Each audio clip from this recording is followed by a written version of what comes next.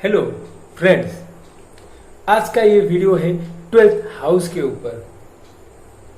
12th house जो represent करता है आइसोलेशन का, जो रिप्रेजेंट करता है योर एक्सपेंसेस का, जो रिप्रेजेंट करता है how to get out of disease, वो वाला हाउस का ऊपर आज का डिस्कशन है। एंड मैं वो 12th हाउस को आपको कैसे प्रेडिक्शन में यूज करना है वो वाला चीज आज के वीडियो में बताऊंगा। And before starting this video, अगर आप मेरे चैनल में न्यू हो then do like and subscribe my channel so that you will get latest notification regarding my video uploads. चलिए देखते हैं ये 12th हाउस क्या है। अगर 12th हाउस को समझने की कोशिश करेंगे तो आप बोल सकते हो 12th house is all about losses, expenditure, isolation, jail, hospital, meditation, sleep, bed. जितना भी आप देखोगे बिहाइंड द सीन जॉब है वो 12th हाउस से देखा जाता है। तो ये सब चीज 12th हाउस का बताया गया है। देखिए डेब्ट्स 6th हाउस का एक्टिविटी है and how you will get out of the डेब्ट that is seen from 12th house. Your diseases 6th house, how to get out of the diseases, you need to go to a hospital 12th house. Day to day activity परिश्रम भाव 6th house and take rest 12th house. तो आप देखिए 12th house is one of the most important house in an horoscope. अभी 12th house also represents your dreamy world, how you are imagine, how is your imagination, that can also seen from your 12th house. तो 12th house का energy यही है कि आपको वो isolate करके रखेगा, आपको वो ड्रीमी वर्ल्ड में रखेगा, इमेजिनरी वर्ल्ड में रखेगा। एंड अभी देखते हैं जो नेचुरल जोडिएक का जो 12th साइन है वो है पाइसिस का साइन है। And Pisces sign has that energy. आप देखिए 12th हाउस में मैं जो चीज बोला है, जैसे कि it is for isolation, meditation, hospital, medical and losses, this all things can be co related to Pisces.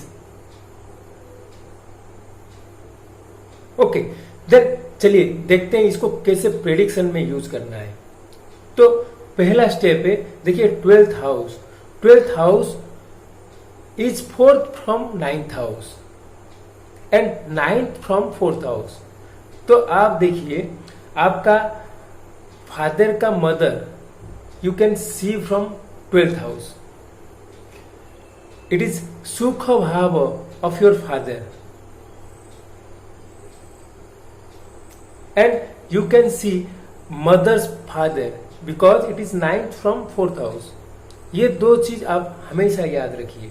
अगर मान लीजिए किसी का 12th हाउस में मेलिफिक्स है, आप देखोगे किसी का 12th हाउस में मेलिफिक है, then definitely at the time of the birth of the native the peace of the mind for the father is missing. आप उनको बता सकते हो that his father has some issue, और बता सकते हो his father is not feeling peace during the birth of the native because it is their peace भाव। आप देखो फादर का जो हाउस है 9th हाउस है, इट इज 4th हाउस। अगर मान लीजिए वहां पर सेटर्न, मार्स, राहु मेलेफिक्स है तो आप बता सकते हो उनका पिताजी का उनका माँ के साथ या जो उनका माताजी होंगे उनके साथ कुछ प्रॉब्लम है, या उनका ग्रैंड मदर का कुछ इशू है, या उनका पिताजी का प्रॉपर्टी रिलेटेड कुछ इशू है, या उस टाइम में उनका पिताजी का व्हीकल रिलेटेड कुछ इशू हुआ था।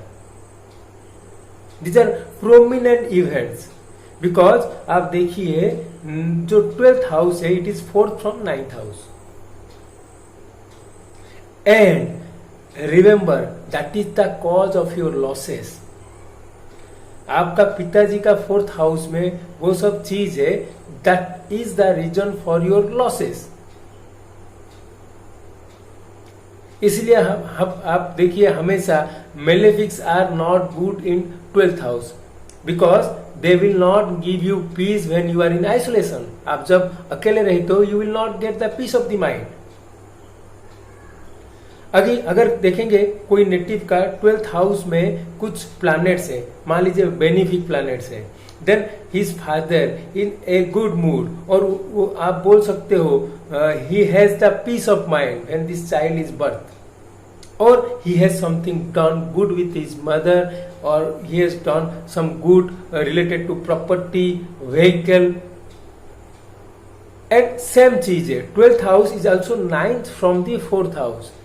मदर के फादर, मैटरनल ग्रैंडफादर के बारे में आप 12th हाउस से जान सकते हो।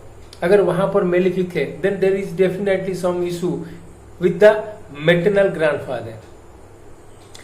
तो आप देखिए 12th house is all about your losses, all about your time what you are spending in isolation.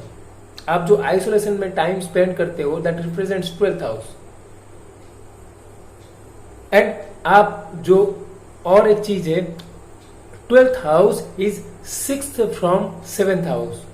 So 12th house represents प्रारब्ध ऑफ योर मैरिज। आप देखेंगे 12th हाउस इज प्रारब्ध of your marriage, because it is 6th from the 7th house.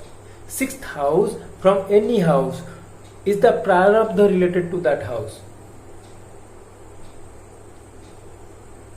इसलिए बोला जाता है कि जो 6th हाउस है चार्ट का, वो बहुत ही इंपॉर्टेंट हाउस है, because it is brings your past life Karma, it is प्रारब्ध ऑफ योर लग्ना। In the same way, 12th house is 6th from 7th house. That is your prarabdha of your marriage. What you will get in prarabdha through marriage. That's why malefics are not welcomed in those houses.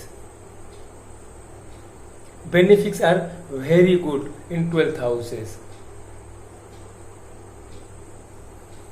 आप देखिए ये वाला चीज chart का ये वाला है 12th house का different significance.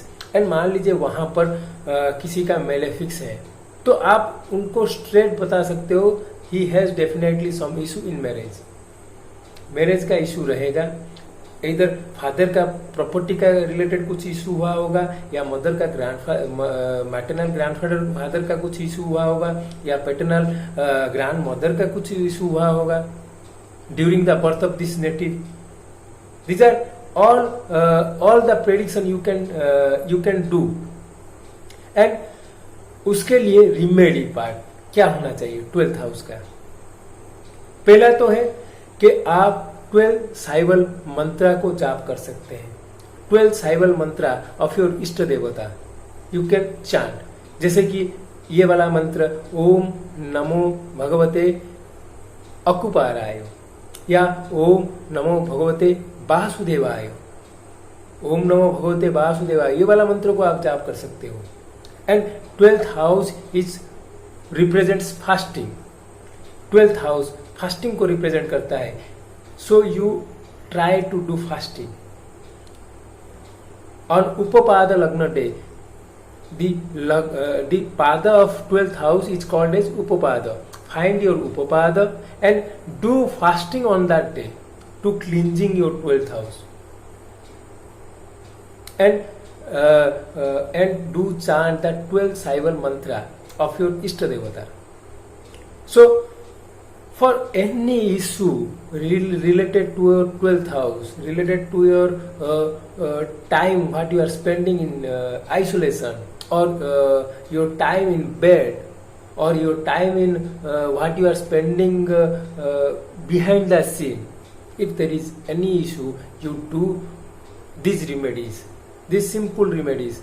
For 12th house activity, you need to do fasting. And Upapada Lagna fasting is the best method to cleanse your 12th house.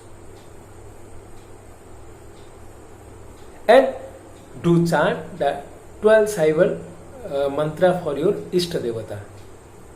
Friends, ये था 12th house, how to cleanse your 12th house, how to use them in your prediction.